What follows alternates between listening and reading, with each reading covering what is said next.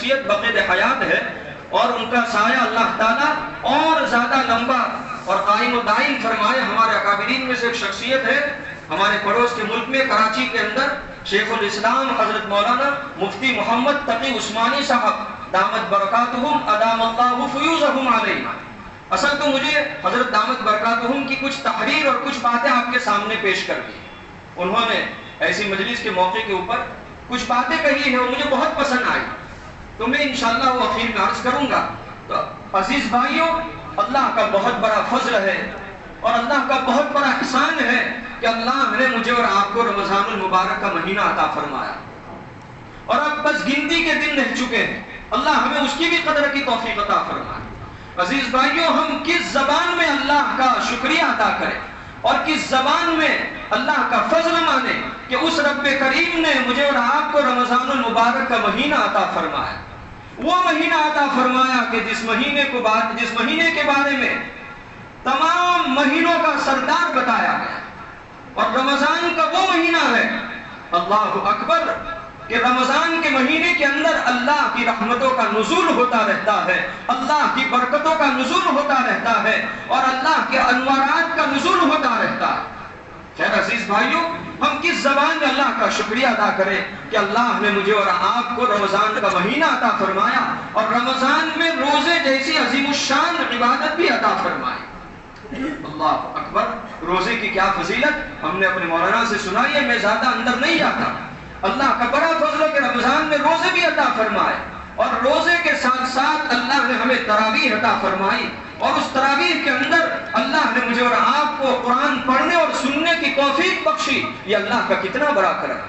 اللہ سے دعا کرتے ہیں عزیز بھائیوں، اللہ تعالیٰ اس مہینے کے اندر ہماری یہ جو بھی عبادت ہے، چاہے روزے ہو، تراویح ہو، اعتکاف ہو، صدقہ اور خیرات ہو، کوئی بھی نیکی ہو، ذکر اللہ ہو یا قرآن کی تلاوت ہو، اللہ سب کو شرف قبولیت سے نوازے، آمین، اور اللہ ہم سب کو بھی جتنے دن باقی ہے اس کی قدر کی توفیق عطا فرمائے۔ عزیز بھائیوں، ہم اور آپ یہاں پر یہ جو اتنا بڑا مجمع حاضر ہوا ہے، یہ قرآن کی نسبت کے اوپر آیا ہے۔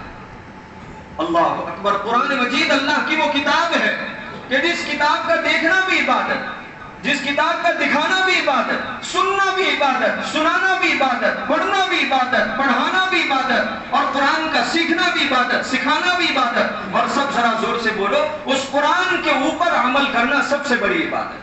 بھائی سب سے بڑی عبادت ہے نا قرآن مجید، اللہ کی وہ کتاب ہے جس کتاب کے بارے میں اللہ نے خود اپنے کلام مجید میں اس کتاب کا تعارف کرایا اور اس کتاب کی پہچان کرائی۔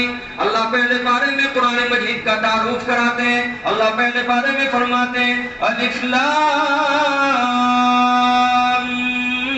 میم ذالک الکتاب لا ریب فیہ۔ اللہ نے اس آیت شریفہ میں قرآن مجید کا تعارف کرایا کہ یہ وہ کتاب ہے جس میں کوئی شک و شبہ کی گنجائش نہیں، یہ وہ کتاب ہے جس میں کوئی شک کی بات نہیں۔ اللہ فرماتے ہیں ھدی للمتقین، اس کتاب کے اندر متقیوں کے لیے، جو اللہ سے ڈرنے والے ہیں، جو اللہ کا خوف رکھنے والے ہیں اور جو اللہ کی خشیت رکھنے والے ہیں، اس کتاب میں ان کے لیے ہدایت ہے۔ قرآن مجید ایک دوسری آیت میں اپنا خود تعارف کراتا ہے لا یأتیہ الباطل من بین یدیہ ولا من خلفہ، کہ قرآن مجید وہ اللہ کی کتاب ہے کہ جس کتاب کے اندر باطل نہ آگے سے آ سکتا ہے نہ پیچھے سے آ سکتا ہے۔ اور قرآن مجید تو اللہ کی وہ کتاب ہے کہ جس کتاب کے بارے میں قرآن کریم خود فرماتا ہے کہ جب وہ کتاب پڑھی جاتی ہے تو اللہ کی رحمتوں کا نزول ہوتا ہے، اللہ کی رحمتیں اترتی ہیں۔ اللہ فرماتے ہیں وَإِذَا قُرِئَ الْقُرْآنُ فَاسْتَمِعُوا لَهُ وَأَنصِتُوا لَعَلَّكُمْ تُرْحَمُونَ۔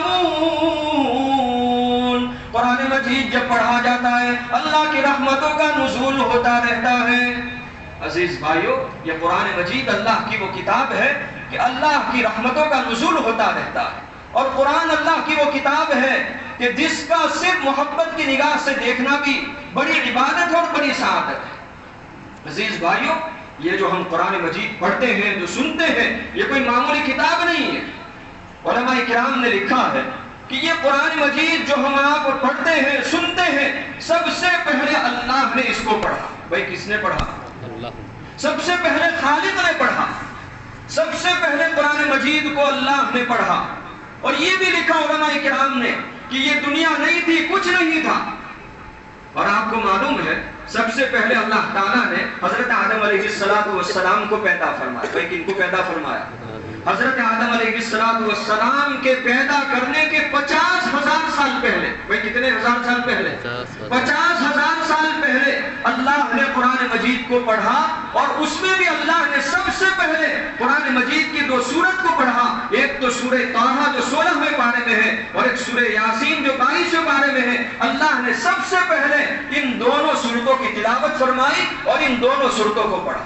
اللہ اکبر!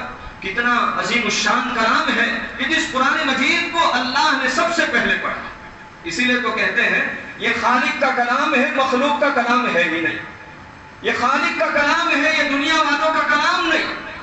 اور عزیز بھائیوں، حضرت آدم علیہ السلام کے پیدا کرنے کے 50,000 سال پہلے اللہ نے تلاوت فرمائی، اور حضرت آدم کے پیدا کرنے سے 2,000 سال پہلے اللہ نے پورا قرآن مجید فرشتوں کے ذریعے ایک تختی کے اوپر لکھایا، جسے ہم لوگ لوح محفوظ کہتے ہیں۔ بھائی کیا کہتے ہیں؟ لوح محفوظ۔ یہ قرآن مجید میں اللہ نے اس کا بھی منظر کھینچا۔ یہ ایک تختی ہے آسمانوں کے اوپر، ایک بہت بڑی تختی ہے، جس تختی کے اوپر اللہ تعالیٰ نے فرشتوں کے ذریعے پورا قرآن مجید لکھوایا۔ اللہ نے اس کے اوپر پورا قرآن مجید کو لکھوایا۔ تو اللہ تعالیٰ نے حضرت آدم کے پیدا کرنے کے 2,000 سال پہلے قرآن مجید کو لکھوا دیا۔ اور عزیز بھائیوں، یہ قرآن مجید اللہ کی وہ کتاب ہے کہ اللہ کی رحمتوں کا نزول ہوتا رہتا ہے۔ اور قرآن مجید اللہ کی وہ کتاب ہے کہ میرے اور آپ کے آقا جناب محمد رسول اللہ صلی اللہ تعالیٰ علیہ وسلم کا سب سے بڑا معجزہ ہے۔ ہمارے نبی کا سب سے بڑا معجزہ، سب ذرا زور سے بولو بھائی، کیا ہے؟ قرآن مجید۔ علماء کرام نے لکھا ہے کہ ہمارے نبی کے بے شمار معجزات ہیں۔ ہمارے استاد مکرم فرما رہے تھے کہ اللہ کے نبی صلی اللہ تعالیٰ علیہ وسلم کے معجزات کی تعداد 10,000 سے زیادہ ہے۔ اور آپ کو معلوم ہے اللہ ہر نبی کو ایک معجزہ دیتے ہیں۔ معجزہ بولے تو اللہ ایسا انوکھا کام اپنے نبی اور اپنے پیغمبر کے ذریعے کرواتا ہے جو عام انسان نہیں کر سکتا، جو عام انسان نہیں کر سکتا۔ ہمارے نبی کے بے شمار معجزات، جیسے ہمارے نبی کے انگلی مبارک سے اور پورے مبارک سے پانی کا بہنا اور پانی کا چشمے کا جاری ہو جانا، ہمارے نبی اس طریقے سے اپنی انگلی مبارکہ کو رکھتے ہیں اور وہاں سے اللہ تعالیٰ پانی کے چشمے کو جاری فرماتے ہیں۔ یہ بھی ہمارے نبی کا معجزہ۔ بہت سارے معجزات، لیکن علماء نے لکھا کہ سب سے بڑا معجزہ ہمارے نبی کا قرآن مجید ہے۔ اور عزیز بھائیوں، ہر نبی کو اللہ معجزہ عطا فرماتے ہیں۔ جیسے حضرت موسیٰ علیہ السلام کے زمانے میں جادوگروں کا چرچا تھا، تو اللہ تعالیٰ نے حضرت موسیٰ کو جو معجزہ عطا فرمایا تھا وہ جادو کی طرح مشابہ تھا اور جادو کی طرح تھا۔ اللہ تعالیٰ نے حضرت موسیٰ کو جو معجزہ عطا فرمایا تھا کہ وہ جو لاٹھی تھی، جو لکڑی تھی، وہ کیا بن گئی تھی؟ بھائی سب ذرا زور سے بولو، میں تفصیل میں جانا نہیں چاہتا، وہ سانپ بن گئی۔ ہر نبی کو اللہ معجزات دیتے ہیں۔ ٹھیک اسی طریقے سے ہمارے آقا صلی اللہ تعالیٰ علیہ وسلم کو بھی بے شمار معجزات عطا کیے گئے۔ اس میں سب سے بڑا معجزہ قرآن مجید ہے۔ عربستان کے اندر اور عرب زمین کے اندر بھی اس زمانے میں یہ عربی زبان کا چرچا تھا۔ چھوٹے چھوٹے بچے بہترین عربی زبان بول لیا کرتے تھے، بڑی فصیح و بلیغ زبان میں باتیں کیا کرتے تھے، اور عربوں کو ناز تھا، اسی لیے وہ اپنے آپ کو عربی کہتے ہیں اور دوسروں کو عجمی یعنی گونگے کہتے ہیں۔ بھائی کیا کہتے ہیں؟ گونگے، یعنی تمہیں بولنا نہیں آتا۔ ان کو ناز تھا۔ اللہ نے انہی کی قوم کے اندر ایک نبی کو مبعوث فرمایا، اور انہی کی زبان میں اللہ نے ایک نبی کو ایسی کتاب عطا فرمائی انہی کی زبان میں کہ ان کا پورا جو ناز تھا اور پورا جو ان کا تکبر تھا وہ ملیا میٹ ہو گیا اور ختم ہو گیا، اور سب سے فصیح ترین زبان میں اللہ نے قرآن کو نازل فرمایا۔ عزیز بھائیو، یہ قرآن مجید کوئی معمولی کتاب نہیں، بہت اونچی کتاب ہے۔ اللہ اکبر! اللہ ہمیں اس کے پڑھنے کی، اس کے سننے کی اور اس کے اوپر عمل کی توفیق عطا فرمائے۔ عزیز بھائیو، یہ قرآن مجید اللہ کی وہ کتاب ہے کہ جس کتاب کے بارے میں میرے اور آپ کے آقا جناب محمد الرسول اللہ صلی اللہ تعالی علیہ وسلم نے فرمایا تم میں سب سے بہتر اگر کوئی شخص ہو سکتا ہے تو وہ قرآن کو پڑھنے والا اور قرآن کو پڑھانے والا۔ اللہ کے نبی جناب محمد الرسول شخصیت بقید حیات ہے اور ان کا سایہ اللہ تعالیٰ اور زیادہ لمبا اور قائم و دائم فرمائے۔ ہمارے اکابرین میں سے ایک شخصیت ہے ہمارے پڑوس کے ملک میں کراچی کے اندر شیخ الاسلام حضرت مولانا مفتی محمد تقی عثمانی صاحب دامت برکاتہم ادام اللہ فیوزہم علیہ۔ اصل تو مجھے حضرت دامت برکاتہم کی کچھ تحریر اور کچھ باتیں آپ کے سامنے پیش کر دی۔ انہوں نے ایسی مجلس کے موقع کے اوپر کچھ باتیں کہی ہیں اور مجھے بہت پسند آئی، تو میں انشاءاللہ وہ اخیر میں عرض کروں گا۔